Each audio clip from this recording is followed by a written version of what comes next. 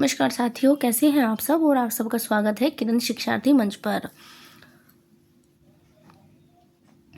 अगर आपको लगता है कि ये क्लास आपके लिए यूज़फुल है तो प्लीज़ चैनल को सब्सक्राइब करें। सब्सक्राइब करने से क्या होगा कि मैं कोई भी वीडियो अपलोड करती हूँ पढ़ाई से संबंधित तो उसका नोटिफिकेशन आपको मिल जाएगा और आप उसको देख सकते हैं। हो सकता है कुछ जो पॉइंट हों वो आपको नहीं पता हो तो आपको पता लग जाए और आपकी तैयारी और मजबूत हो जाए। तो आज हम देखने वाले हैं यूजीसी नेट परीक्षा 13 दिसंबर 2020 का प्रश्न पत्र शिफ्ट 1 का। हम देख रहे हैं हिंदी का प्रश्न पत्र हम देख रहे हैं और देखते हैं पहले प्रश्न को।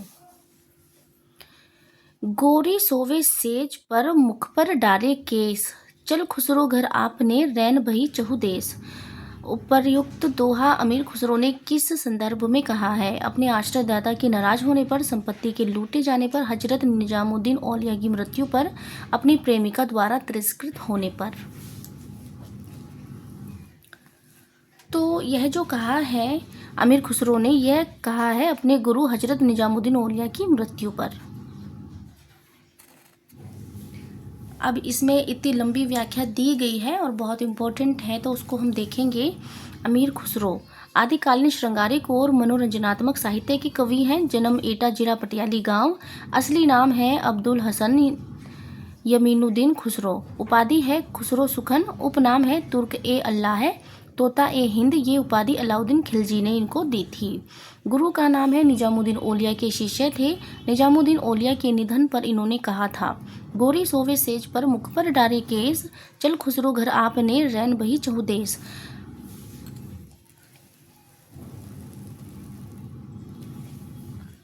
आविष्कार इन्होंने किसका आविष्कार किया? तबला का और सितार का आविष्कार इन्होंने किया है। खड़ी बोली के आदि कवि हैं। भाषा के लिए हिंदुई शब्द का प्रयोग इन्होंने किया है। खड़ी बोली को कविता में प्रतिष्ठित करने वाले प्रथम कवि हैं। हिंदी मुस्लिम संस्कृति के समन्वय के प्रथम कवि हैं। अमीर खुसरो को तोता ए हिंद की उपाधि अलाउद्दीन खिलजी ने दी थी। मुल्क कशुअरा राष्ट्रकवि घोषित किया कैकुबाद ने। महाकवि या कवियों में राजकुमार कहा इतिहासकार ईश्वरी प्रसाद ने। इनकी रचनाएं देख लेते हैं। इनकी रचनाएं हैं खालिकबारी जो कि एक शब्दकोश है। दो सखुने मनोरंजनात्मक काव्य है।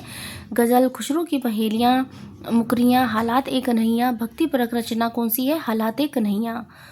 मल्लोल, अनवर, शिरीन, खुसरो फारसी में मसनवियाँ हैं। मजनू लैला मसनवी शैली में। आईने सिकंदरी हस्त विहिश्त। पंचगंज। खंजाई नुल फतेह। इजाज़ खुसरो देवयानी। खिज्र खां। आवाज़ खुसरवी नूह सिफर। अब देख लेते हैं प्रश्न 2 को।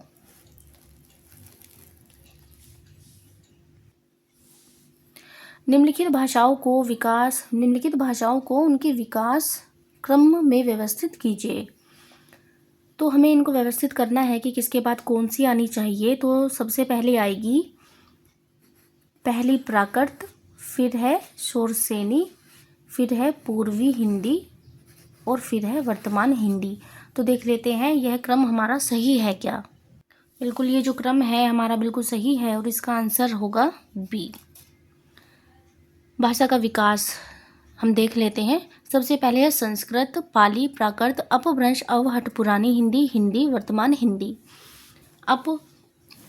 अपभ्रंश से निःसृत आधुनिक भाषाएं एवं उपभाषाएं नीचे दी गई हैं, हम देख लेते हैं। यहाँ पर अपभ्रंश है और आधुनिक भाषाएं एवं उपभाषाएं। शोरसेनी पश्चिमी हिंदी, राजस्थानी, पहाड़ी एवं गुजराती। मागधी बिहारी, बंगला, उड़िया, असमिया। अर्धमागधी पूर्वी हिंदी, महाराष्ट्र मराठी, ब्रांचड़ सिंधी, पैसाची लहंदा पंजाबी। अब देख लेते हैं प्रश्न 3 को। जन्म काल के अनुसार निम्नलिखित निबंधकारों का सही क्रम है। रामवृक्ष बेनीपुरी, नलिन विलोचन शर्मा, राम विलास शर्मा, नंद दुलारे वाजपेयी। तो सबसे पहले हैं रामवृक्ष बेनीपुरी 1899। तो इस तरह से जो हमारा विकल्प ठीक होता है वो होता है ए। यहाँ पर निबंधकार हैं, जन्म निधन है। राम वृक्ष बेनीपुरी 1899 से 1968, नंद दुलारे वाजपेयी 1906 से 1967, रामविलास शर्मा 1912 से 2000, नलिन विलोचन शर्मा 1916 से 1961 ईस्वी। अब देख लेते हैं प्रश्न 4 को। निम्नलिखित वर्ण विषयों को उनसे संबंध उपन्यासों से सुमेलित कीजिए। उच्च मध्य वर्गीय वृद्ध व्यक्तियों की जीवन स्थितियों का चित्रण है।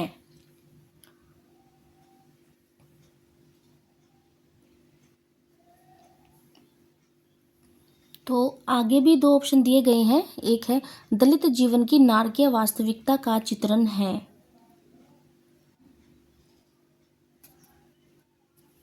आगे देखते हैं। पंजाब पर अंग्रेजों के आधिपत्य और ईस्ट इंडिया कंपनी की लूट खसोट का चित्रण है। पटना के महिला छात्रावास में पनपने वाले भ्रष्टाचार और स्त्रियों के काम शोषण का चित्रण है। तो जो पहले हमने देखा था वो था, जो पहला ऑप्शन है वो था उच्च मध्य वर्गीय वृद्ध व्यक्तियों की जीवन स्थितियों का जो चित्रण है वो दिखाया गया है समय सरगम में। समय सरगम में दिखाया गया है। और दलित जीवन की नारकीय वास्तविकता का चित्रण जो दिखाया गया है वो दिखाया गया है नाच्यो बहुत गोपाल में। और पंजाब पर अंग्रेजों के आधिपत्य और ईस्ट इंडिया कंपनी की लूट खसोट का जो चित्रण है वो है मैयादास की माड़ी। मैयादास की माड़ी में। और पटना के महिला छात्रावास में पनपने वाले भ्रष्टाचार और स्त्रियों के काम शोषण का जो चित्रण है वो है दीर्घतपा या प्रति परिकथा में। अब नीचे दिया गया है, हम वो भी देख लेते हैं। देखिए, उच्च मध्य वर्गीय वृद्ध व्यक्तियों के जीवन की स्थितियों का जो चित्रण है वो समय सरगम में है। कृष्णा सोबती इसकी उपन्यासकार हैं। दलित जीवन की नारकीय वास्तविकताओं का चित्रण जो है वो नाच्यो बहुत गोपाल में है। अमृत लाल नगर का उपन्यास है। पंजाब पर अंग्रेजों के आधिपत्य और ईस्ट इंडिया कंपनी की लूट खसोट का जो चित्रण है वो है मैयादास की माड़ी और भीष्म साहनी का उपन्यास है। आगे देख लेते हैं। पटना के महिला छात्रावास में पनपने वाले भ्रष्टाचार और स्त्रियों के काम शोषण का जो चित्रण है वो है दीर्घतपा या फिर प्रति परिकथा में फणीश्वरनाथ रेणु। अब देख लेते हैं 5वें प्रश्न को। 5वां प्रश्न है, करम बीबी और सरफराज निम्नलिखित में से किस उपन्यास के पात्र हैं? जिंदगी नामा, सूरजमुखी अंधेरे के, डार के बिछुड़ी, यारों के यार। तो इसका जो ऑप्शन है वो है ए, करम बीबी और सरफराज जो हैं जिंदगी नामा के पात्र हैं। जिंदगी नामा 1979 ईस्वी, शाहनी शाहजी, काशी शाह, बृंदयानी, करम बीबी, सरफराज, लाली शाह, रायबा, राबिया, लाली शाह, महरी चाची।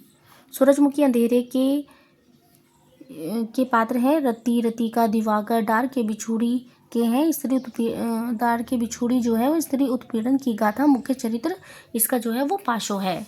अब देख लेते हैं 6 को।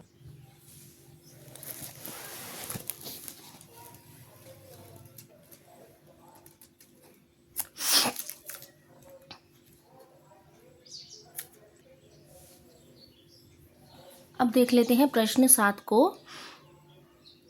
निम्नलिखित में से हजारी प्रसाद द्विवेदी की रचनाएं हैं। आधुनिक साहित्य सृजन और समीक्षा, साहित्य का मर्म, मध्यकालीन धर्म साधना, भारतीय सुंदरीय बोध और तुलसीदास। तो इनमें से जो हजारी प्रसाद द्विवेदी की जो रचनाएं हैं वो हैं बी और सी, साहित्य का मर्म, मध्यकालीन धर्म, साधना। अब नीचे आलोचक और उनके आलोचना ग्रंथ दिए गए हैं तो उनको हम देखेंगे। हजारी प्रसाद द्विवेदी का जन्म 1907 में हुआ और 1979 ईस्वी में इनका निधन हो गया। इनकी आलोचना ग्रंथ हैं सूर साहित्य, हिंदी साहित्य की भूमिका, कबीर, आधुनिक हिंदी साहित्य का पर विचार, साहित्य का मर्म, नाथ संप्रदाय, हिंदी साहित्य का आदिकाल, हिंदी साहित्य का उद्भव और विकास, प्राचीन भारत के कलात्मक विनोद, मेघदूत एक पुरानी कहानी, लालित्य तत्व, साहित्य सहचर, कालिदास की लालित्य योजना, सहज साधना, मध्यकालीन बोध का स्वरूप, मृत्युंजय रविंद्र, मध्यकालीन धर्म की साधना। मृत्युंजय रविंद्र, मध्यकालीन धर्म की साधना। अब देख लेते हैं नंद दुलारे वाजपेयी को। नंद दुलारे वाजपेयी का जन्म हुआ 1906 में और निधन हुआ 1967 में।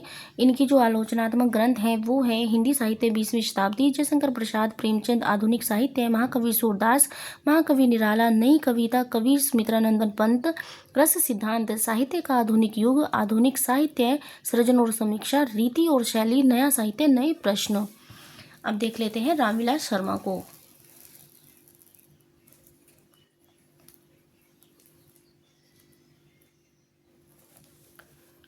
रामविलास शर्मा का जन्म हुआ 1912 में, निधन हुआ 2000 में। अब इनकी आलोचनात्मक ग्रंथ हैं प्रेमचंद, भारतेंदु युग, निराला, प्रगति और परंपरा, साहित्य और संस्कृति, प्रेमचंद और उनका युग, प्रगतिशील साहित्य की समस्याएं, आचार्य रामचंद्र शुक्ल और हिंदी आलोचना, भाषा और समाज, साहित्य, स्थायी मूल्य और मूल्यांकन, निराला की साहित्य साधना जो कि 3 भाग में है, भारतेंदु युग और हिंदी नवजागरण, नई कविता और अस्तित्ववाद, हिंदी जाति का साहित्य और भारतीय सौंदर्य बोध और तुलसीदास।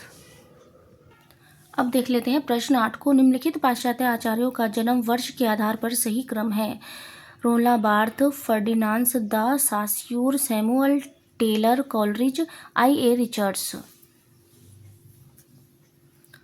तो इसमें जो सही है, इसमें जो क्रम सही है वो है, देखिए हम इसको ट्रिक के माध्यम से भी याद कर सकते हैं।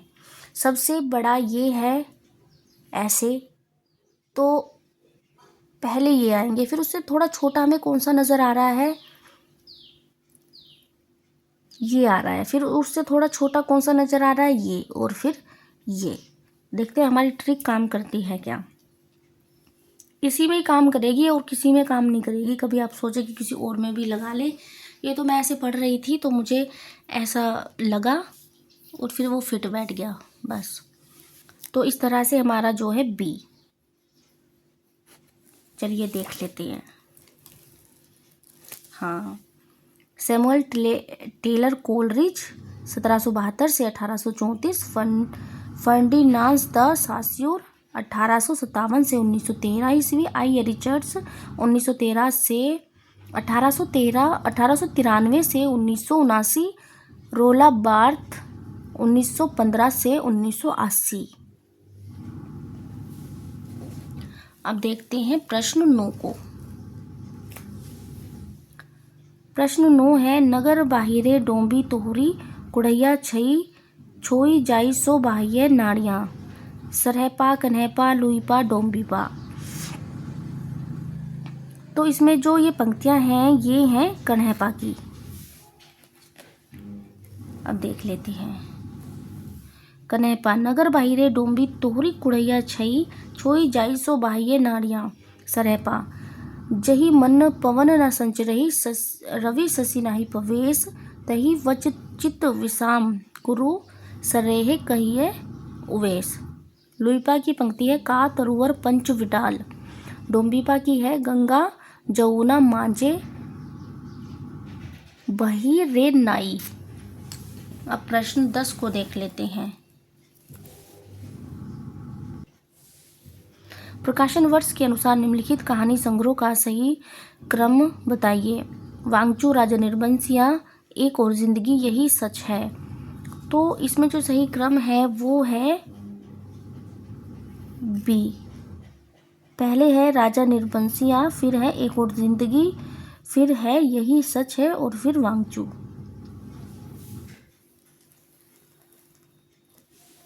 राजा निर्बंसिया 1957, कमलेश्वर, एक और जिंदगी 1961, मोहन राकेश, यही सच है 1966, मनु भंडारी, वांगचू 1978, भीष्म साहनी। अब प्रश्न 11 को देख लेते हैं।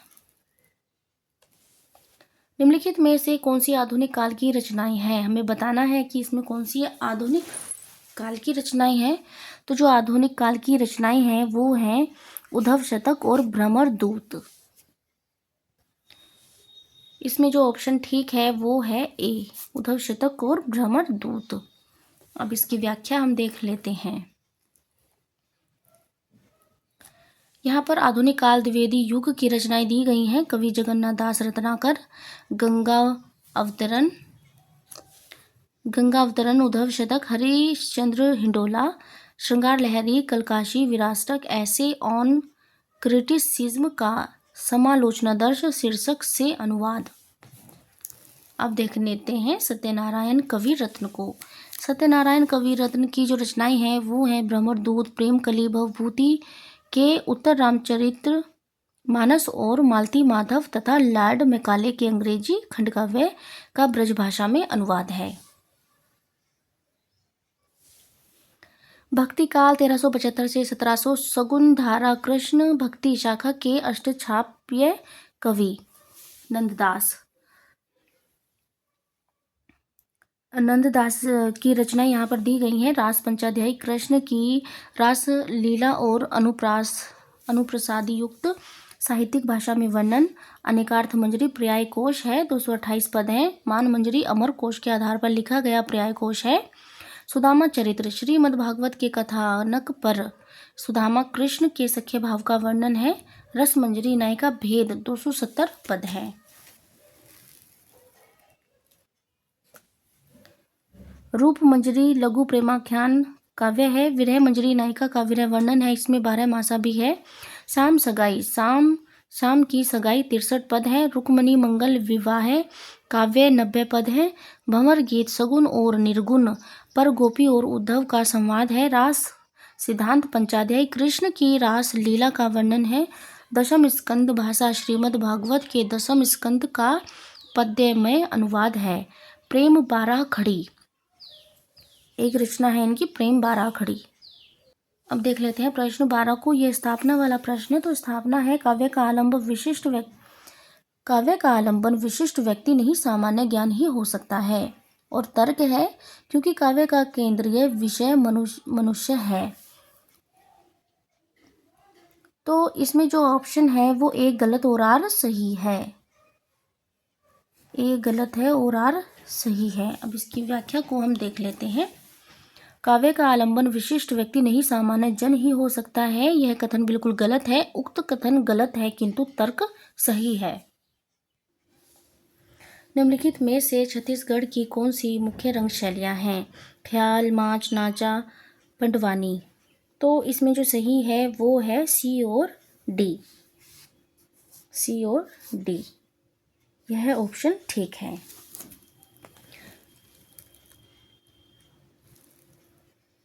अब यहाँ पर प्रांत दिए गए हैं और संबंधित लोक नाट्य शैली दी गई है। छत्तीसगढ़ की है नाचा, पंडवानी, भतरानाट। राजस्थान की है ख्याल, फड, स्वांग, तमाशा, लीला, रश्मि, रामलीला। मध्य प्रदेश की है माच, कर्मा, भगोरिया, राई। महाराष्ट्र की है तमाशा, ललित, गोधल, बहरूपिया, दशावतार। आंध्र प्रदेश की है भाम, कलापम। पंजाब की है गीता। हरियाणा की है सांग, धमाल, खेड़ा, फाग, डफ, गोगा, रतवाई। गोवा की है जवात्रा, त्रियात्र। बंगाल की है जात्रा।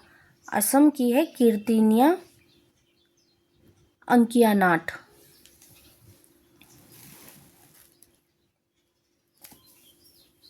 गुजरात की है भवाई। जम्मू कश्मीर की है जशीन, भांड, पाथेर। बिहार की है विदेशिया, जाट, जाटिन, सामा, चकेवा, टोकक्ष, भकुली बंका, कीर्तनिया। तमिलनाडु की है टेरकुकुटू, छाया नाट्य। अरे ये याद कैसे होंगी। हिमाचल प्रदेश की है करियाला। कर्नाटक की है यक्षगान। केरल की है कृष्णाटम, थेयाम, ओटन, थुलाल। उत्तर प्रदेश की है रास, रासक, नौटंकी, भगत, कीर्तन, रहस्य। अब देख लेते हैं प्रश्न 14 को। फणीश्वर नाथ रेणु द्वारा रचित कहानियां हैं। मुर्दों का गाँव, ठुमरी, कर्मनाशा की हार, आदिम रात्रि की महक। तो जो इसमें फणीश्वर नाथ रेणु की जो कहानियां हैं वो हैं ठुमरी और आदिम रात्रि की महक, बी और डी। अब कहानी संग्रह देख लेते हैं। यहाँ पर कहानियां हैं और कहानी संग्रह हैं। फणीश्वर नाथ रेणु का जो जन्म हुआ 1921 में हुआ, निधन हुआ 1977 में। और इनकी कहानी संग्रह हैं ठुमरी, आदिम रात्रि की महक, अग्निखोर, एक श्रावणी दोपहर की धूप, अच्छे आदमी। और धर्मवीर भारती का जो जन्म है वो हुआ 1926 में, निधन हुआ 1997 में। इनकी जो कहानी संग्रह है वो है मुर्दों का गाँव, स्वर्ग और पृथ्वी, चांद और टूटे हुए लोग, बंद गली का आखिरी मकान। शिव प्रसाद सिंह 1928 से 1998 ईस्वी। आर पार की माला 1955, कर्मनाशा की हार 1958, इन्हें भी इंतजार है 1961, मुर्दा सराय 1966, अंधेरा हंसता है 1975, भेड़िया 1977। अब देख लेते हैं प्रश्न 15 को। सिंदूर की होली के किस पात्र ने विधवा मनोरमा का हाथ जीवन भर अविवाहित रहने के लिए पकड़ा, न कि उसे अपनी स्त्री बनाने के लिए? मुरारी लाल ने, मनोज शंकर ने, रजनीकांत ने, भगवंत सिंह ने। तो मनोज शंकर ने पकड़ा था। इसकी व्याख्या भी हम देख लेते हैं। सिंदूर की होली 1934 लक्ष्मी नारायण लाल का समस्यात्मक नाटक है। यह नाटक स्वतंत्रता पूर्व भारतीय समाज का वह चित्र है जिसमें मुरारी लाल जैसे रिश्वतखोरों और जमींदारों के अत्याचार के साथ साथ स्त्री पुरुष से संबंधित अन्य सामाजिक समस्याओं को मनोवैज्ञानिक धरातल पर वाणी मिली है। इसमें नाटककार ने विधवा विवाह की समस्या और नारी के चिरंतन शाश्वत समस्या को वाणी दी है। यह नाटक समस्या का समाधान प्रस्तुत नहीं करता, लेकिन आधुनिक भारतीय समाज तथा स्त्री पुरुष की समस्याओं को बखूबी उपस्थित करने में असफल रहा है।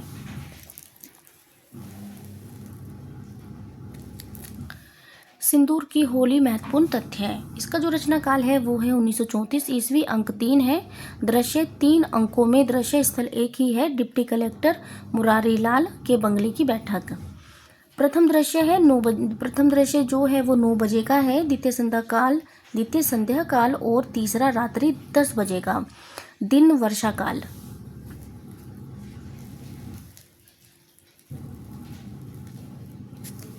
सिंदूर की होली की भूमिका राम प्रसाद त्रिपाठी ने 20 अप्रैल 1934 को लिखी थी। पुरुष पात्र जो है इसमें वो मुरारी लाल हैं, डिप्टी कलेक्टर मनोज शंकर, माहिर अली, भगवंत, रजनीकांत, डॉक्टर हरनंदन, और स्त्री पात्र जो हैं वो है चंद्रकला, मनोरमा।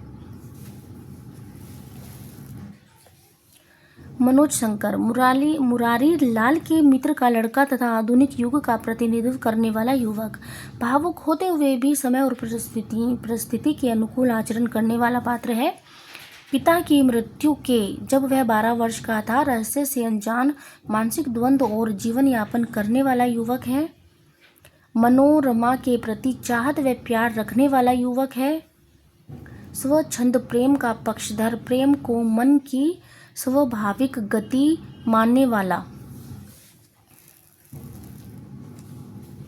प्रेम को चरित्र का गुण अवगुण नहीं समझने वाला पात्र।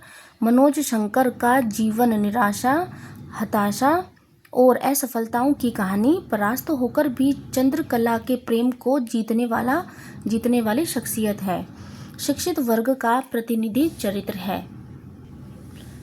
और इस प्रश्न में हमने शुरू में जो कथन पढ़ा था वो था, यह विधवा आप नहीं जानते या शायद जानते भी हैं, अग्नि है, हलाहल है, कोई भी पुरुष उसे छू कर या पीकर जी नहीं सकता। उसका हाथ मैंने इसलिए नहीं पकड़ा था कि मैं उसे स्त्री बनाऊंगा, उसका हाथ तो मैंने इसलिए पकड़ा था कि जीवन भर अविवाहित रहूंगा।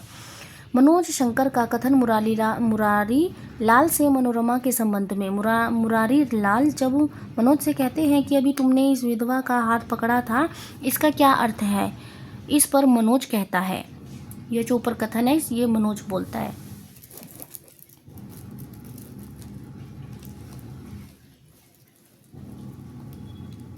अब देख लेते हैं प्रश्न 16 को। निम्नलिखित में से किस उपन्यास में उत्तर प्रदेश के पूर्वांचल के एक कस्बानुमा गांव शिवपालगंज की कहानी वर्णित है? तो किसमें वर्णित है? शिवपालगंज की कहानी जो है राग दरबारी में वर्णित है। राग दरबारी जो है वो 1968 का उपन्यास है, श्रीलाल शुक्ल द्वारा रचित व्यंग्यात्मक उपन्यास जो रिपोर्तार्ज शैली में लिखा गया है। इसमें उत्तर प्रदेश के पूर्वांचल के एक कस्बानुमा गांव शिवपालगंज की जिंदगी का यथार्थ चित्रण है। कथा ग्राम अंचल से संबंध है, फिर भी आंचलिक नहीं। यह उपन्यास साठोत्तरी व्यंग्य उपन्यास की परंपरा का मील का पत्थर है। इसमें प्राचीन सड़ी गली परंपराओं पर व्यंग्य के साथ राजनीतिक व्यवस्था पर मुख्य चोट की गई है। इसमें स्वातंत्र्योत्तर भारत के ग्रामीण जीवन की मूल्यहीनता को परत दर परत उगाड़ने की कोशिश की गई है। यहाँ पर उपन्यास है, उपन्यासकार है और वन्य विषय है। राग दरबारी 1968 श्रीलाल शुक्ल का उपन्यास है। शिवपालगंज की जिंदगी का यथार्थ चित्रण है। आधा गांव 1966 राही मासूम रजा का उपन्यास है। गाजीपुर जिले के गंगोली गांव के सैयद मुसलमानों की कथा है। जल टूटता हुआ जो है 1969 रामदरस मिश्र का उपन्यास है। स्वतंत्रता प्राप्ति के बाद ग्रामीण जीवन का यथार्थ चित्रण है।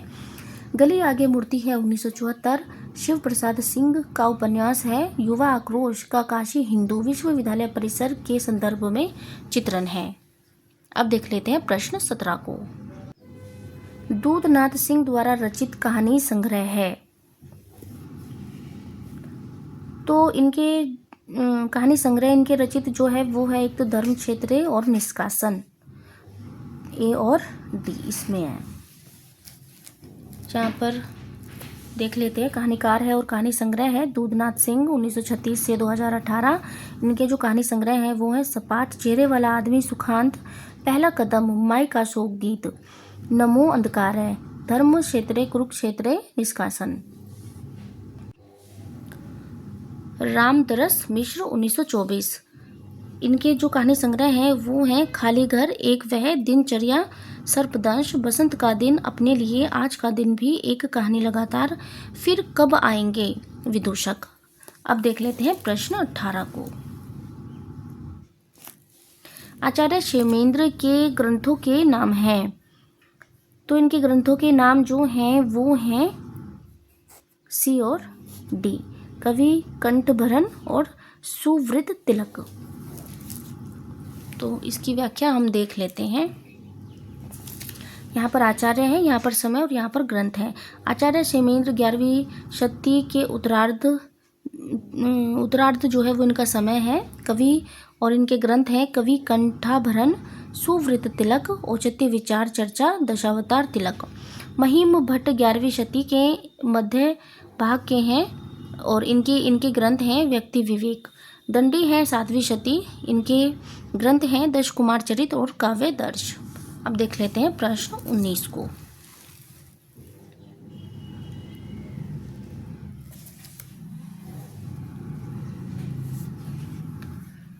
समांतर कथा प्रसंगों को लेकर लिखा गया नाटक है। द्रौपदी, 8वां सर्ग, पहला राजा, एक और द्रोणाचार्य। समांतर कथा प्रसंगों को लेकर लिखा गया जो नाटक है वो है डी, एक और द्रोणाचार्य।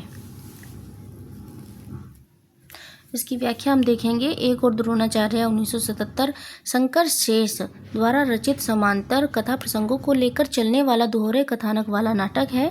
इस नाटक का उद्देश्य महाभारत कालीन पौराणिक कथा गुरु द्रोणाचार्य एवं एकलव्य की कहानी को दोहराना नहीं है, बल्कि इसके माध्यम से प्रोफेसर अरविंद और शिष्य चंदू की आधुनिक कथा को प्रस्तुत कर मुख्यतः शिक्षा जगत में फैले भ्रष्टाचार, अनियमितता, विडंबना, गुरु शिष्यों में दरार, गैर सरकारी महाविद्यालयों के प्राध्यापकों की अस्तित्व की समस्या इत्यादि के साथ साथ वर्तमान युगीन व्यवस्था में प्रोफेसर अरविंद जैसे पीड़ित शिक्षक की विडंबना एवं नपुंसक बुद्धिवादिता का यथार्थ धरातल पर चित्रण करना है।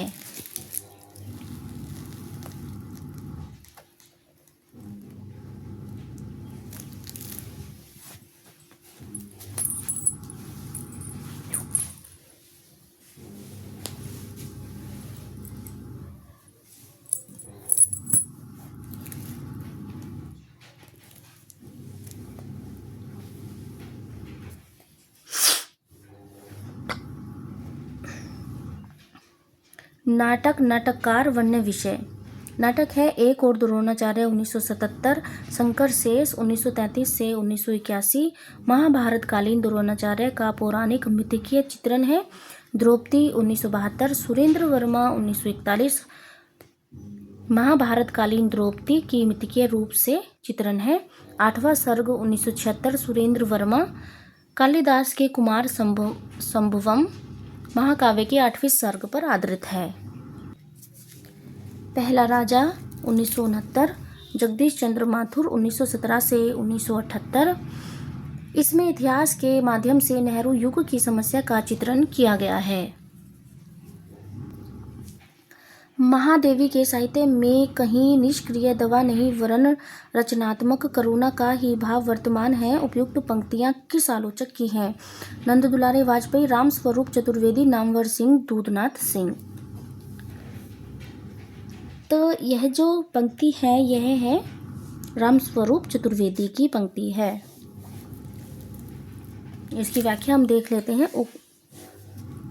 उक्त कथन राम स्वरूप चतुर्वेदी का महादेवी वर्मा के संबंध में है। महादेवी वर्मा का जन्म 1907 में हुआ, निधन 1987 में। छायावाद की कवित्री हैं जिनके काव्य में वेदनानुभूति की प्रधानता है। निहार 1930, रश्मि 1932, नीरजा 1935, सांध्य गीत 1936, दीपशिखा 1942, यामा 1940 इनकी प्रसिद्ध काव्य कृतियां हैं। यामा को 1982 में ज्ञानपीठ पुरस्कार से पुरस्कृत किया गया। यामा में निहार, रश्मि, नीरजा, संध्या गीत इन 4 काव्य संग्रह की कविताएं संकलित हैं। महादेवी की पहली कविता दिया है तो प्रथम काव्य संग्रह निहार 1930। निहार की भूमिका हरिओद ने लिखी थी। अब देख लेते हैं प्रश्न 21 को।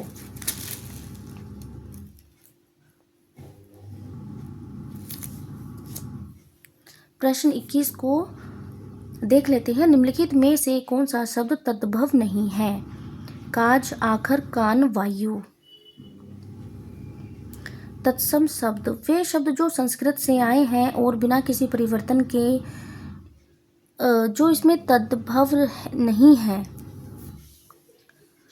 वायु नहीं है तद्भव। अब देख लेते हैं तत्सम शब्द वे शब्द जो संस्कृत से आए हैं और बिना किसी परिवर्तन के हिंदी में प्रयोग होते हैं तत्सम शब्द कहलाते हैं। तद्भव शब्द वे होते हैं वे शब्द जो संस्कृत से आए हैं और हिंदी में प्रयोग होते हैं तद्भव शब्द कहलाते हैं। अब नीचे कुछ तत्सम है कुछ तद्भव है। तो जो तत्सम है वो है वायु, अक्षर, कर्ण, कार्य और इनके तद्भव है हवा, आखर, कान, काज। अब देख लेते हैं प्रश्न 22 को। नीचे 2 कथन दिए गए हैं, हमें बताना है कि कौन सा कथन सही है और कौन सा गलत है। स्त्री विमर्श के अनुसार स्त्री केवल जैविक उत्पत्ति है। कथन 2 है पितृसत्तात्मक व्यवस्था स्त्री के व्यक्तित्व और विचारों का नियमन नहीं कर सकती। तो इसमें जो सही और गलत है वो है कथन ए और दोनों ही गलत हैं। ये दोनों ही गलत हैं। देखने में भी लग रहा है कि ये दोनों गलत हैं। ये दोनों ही गलत हैं। देख लेते हैं क्यों। उक्त कथनों में दोनों कथन गलत हैं। स्त्री विमर्श के अनुसार स्त्री केवल जैविक उत्पत्ति नहीं है बल्कि स्त्री में अस्मिता, स्वतंत्रता, अधिकार, सत्ता का प्रश्न जुड़ा हुआ है। यह कथन भी गलत है। यह कथन भी गलत है कि पितृसत्तात्मक व्यवस्था स्त्री की व्यक्तित्व और विचारों का नियमन नहीं कर सकती। पितृसत्तात्मक समाज में यद्यपि पुरुष वर्चस्व है किंतु इसका अर्थ यह कदापि नहीं है कि स्त्री के व्यक्तित्व एवं विचारों की प्राथमिकता उनमें नहीं है। अब देख लेते हैं प्रश्न 23 को। निम्नलिखित कहानियों को उनके वर्ण्य विषय के साथ सुमेलित कीजिए। यहाँ पर कहानियाँ हैं और उनका वर्ण्य विषय है तो हमें सुमेलित जो वापसी है वो है पारिवारिक उपेक्षा और अप्रासंगिकता। और तीसरी कसम जो है वो है आंचलिक तत्व। माया दर्पण है नारी स्वातंत्र्य। परमात्मा का कुत्ता है नगरीय जीवन की त्रासदी। परमात्मा का कुत्ता नगरीय जीवन की त्रासदी। तो इस तरह से जो हमारा कोट ठीक होता है वो होता है डी।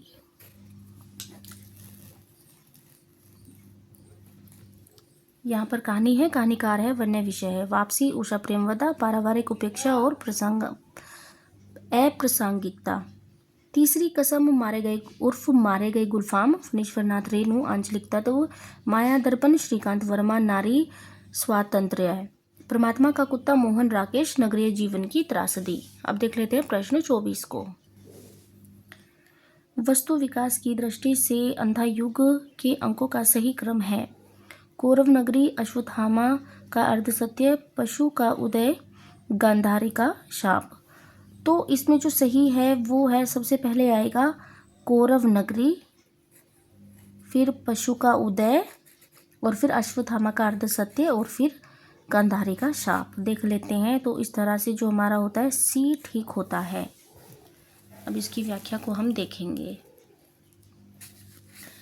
अंधा युग 1954 धर्मवीर भारती द्वारा रचित गीति नाट्य है, जिसमें महाभारत युद्ध के अंतिम दिन 18वें दिन की संध्या से लेकर प्रभास तीर्थ में कृष्ण की मृत्यु तक के क्षण है। इस नाटक की प्रेरणा धर्मवीर भारती को बचपन में देखे रामलीला से मिली थी।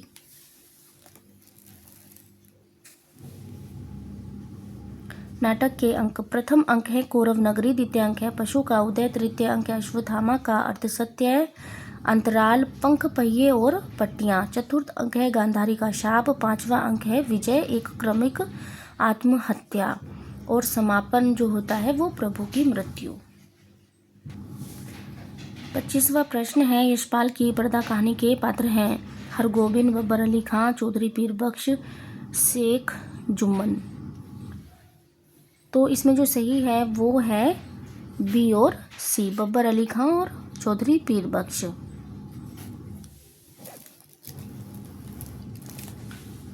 यशपाल की पर्दा कहानी मध्यवर्गीय झूठी शान शौकत, बाह्य आडंबर, व्यर्थ दिखावे की कहानी है। यह मध्यवर्गीय परिवार की विडंबना की दर्दनाक कहानी है। पर्दा कहानी में पर्दा घर की इज्जत का प्रतीक है। इस कहानी के पात्र हैं चौधरी पीर बख्श और बब्बर अली खां। शेख जुम्मन प्रेमचंद की पंच परमेश्वर की कहानी का पात्र है।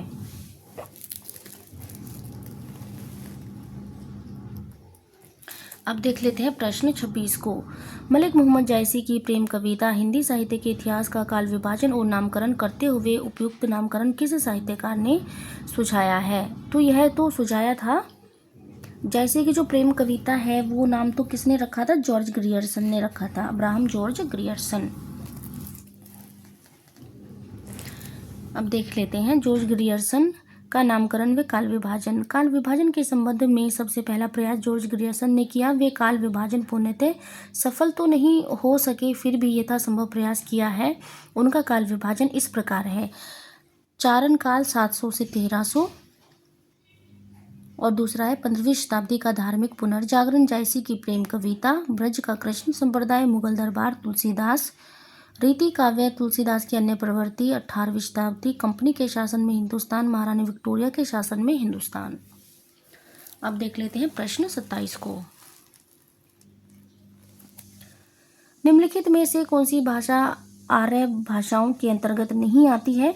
अरबी, फारसी, लैटिन, यूनानी। तो जो अरबी है वो नहीं आती है। अरबी भाषा अफ्रीकी एशियाई भाषा परिवार के एक शाखा सेमिटिक भाषाओं के अंतर्गत आती है। अब देख लेते हैं प्रश्न 28 को।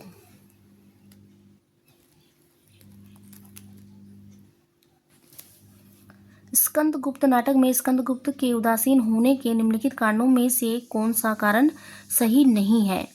गुप्त काल का व्यवस्थित उत्तराधिकार नियम, भोग विलास के प्रति वितृष्णा, विमाता का षड्यंत्र, छात्र धर्म का अभाव। तो इसमें नहीं है, वो डी नहीं है।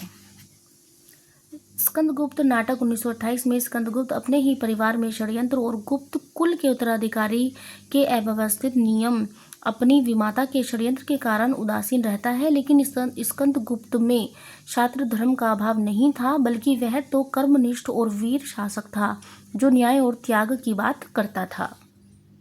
अब देख लेते हैं प्रश्न 29 को। रामचंद्र शुक्ल के अनुसार निम्नलिखित में से अमीर खुसरो के बारे में कौन सी बातें सही हैं? वे फारसी के बहुत अच्छे ग्रंथकार और अपने समय के नामी कवि थे। ये बड़े ही विनोदी, मिलनसार और सहृदय थे। इनमें उक्ति वैचित्र्य का नितांत अभाव था। इनकी पहेलियाँ और मुकरियाँ प्रसिद्ध हैं। तो इसमें कौन सा नहीं है? तो इसमें सही बातें हैं। हमें सही बातें तो है ए, बी और डी। सी नहीं है। सी वैसे भी गलत लग रहा है कि सी नहीं है। ए भी है, बी भी है और डी भी है। तो इस तरह से ए सही है। इसकी व्याख्या देख लेते हैं। आचार्य रामचंद्र शुक्ल के द्वारा अमीर खुसरो के संबंध में कही बातें।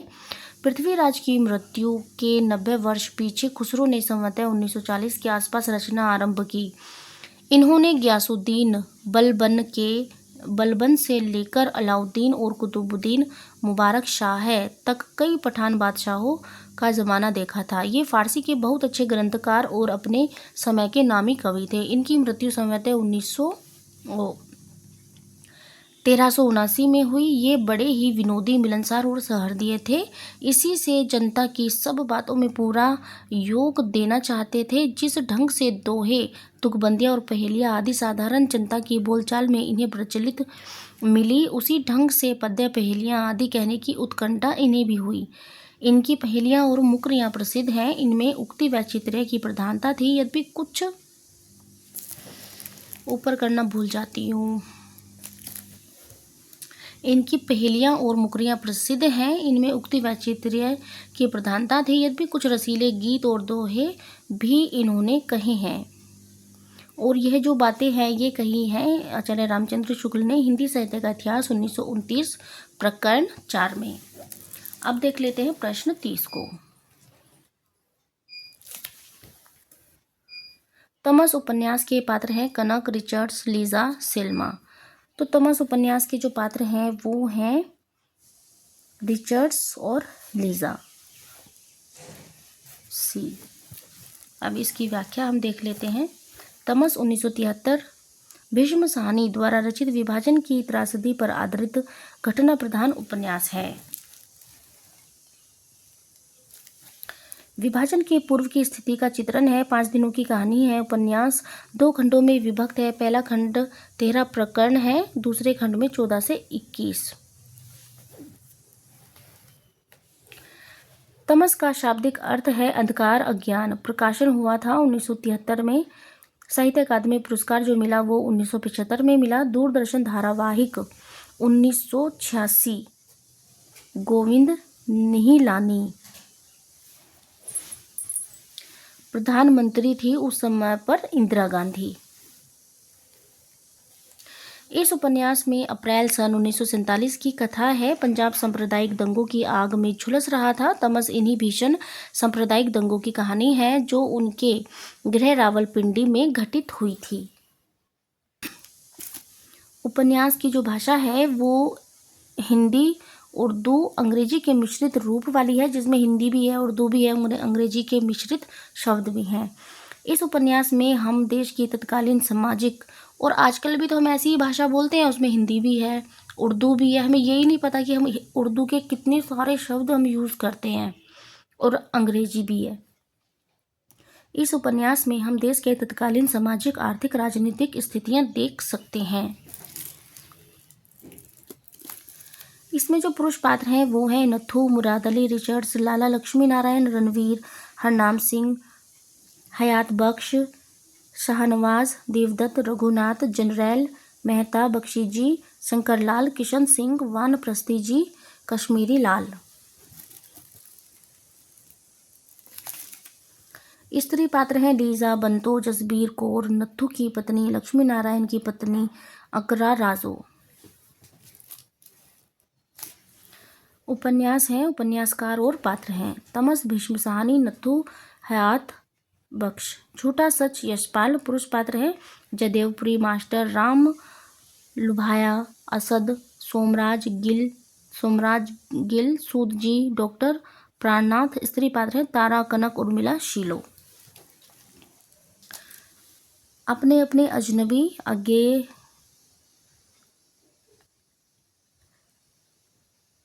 अपने अपने अजनबी अज्ञे। और इसके जो पात्र हैं यूके, सिल्मा, यान, फोटोग्राफर, पाल। और इसी प्रश्न के साथ हमारे 30 प्रश्न पूरे हो गए हैं। अगली वीडियो में हम शुरू करेंगे 31वें प्रश्न से। इस वीडियो में इतना ही। धन्यवाद।